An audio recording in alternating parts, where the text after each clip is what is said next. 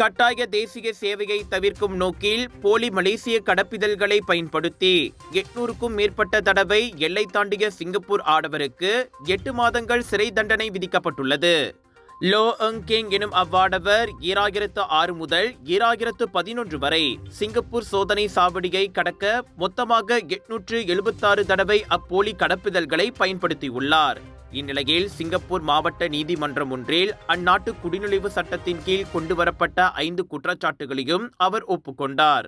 2006ஆம் ஆண்டு நோய்வாய்ப்பட்டிருந்த தனது தாயாரை சென்று காண்பதற்காக முதன்முறையாக அடையாளம் தெரியாத ஒரு நபரிடம் 45,000 ரிங்கெட் கட்டணத்தில் லோ ஒரு போலி மலேசிய கடப்பிதழை பெற்றுள்ளார். அதில் அவருடைய முகம் பொறிக்கப்பட்டிருந்தாலும் சுய விவரங்கள் அனைத்தும் சொங் போ யின் எனும் இன்னொரு ஆடவருடையதாகும்.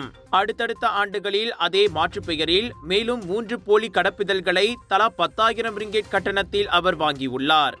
அவற்றை பயன்படுத்தி பயணிகளை ஏற்றி செல்லும் ஓட்டுநர் என்ற போர்வையில் அவர் சிங்கப்பூருக்கு வெளியில் போவதும் உள்ளே வருவதுமாக இருந்துள்ளார்.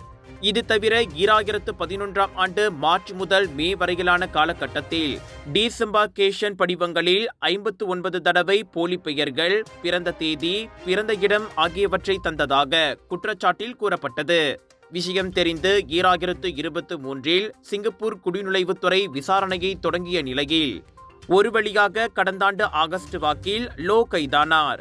பினேங் பேரா கடா மக்களே, உங்களுக்காக அதிரடியாக கலர்ஸ் ஆஃப் இந்தியாவின் northern international Indian expo AEON week Penang Perai Seberang Jaya பினேங்கில் 9 ஜூலை தொடங்கி 13 ஜூலை வரை ஆடை அணிகலன்கள், ஃபுட் ஃபெஸ்டிவல், கலாகலன் எல்லாமே ஒரே கூரையின் கீழ். மலேசிய கலைஞர்களுடைய படைப்பு, விஜய் டிவி புகழ் கலைஞர்களுடைய படைப்பு, இப்படி எல்லாமே தூள் கிளப்ப போதுங்க. 80% கழிவும் காத்துக்கிட்டு இருக்கு. Big sale, big discount. AEON week Penang பராய்.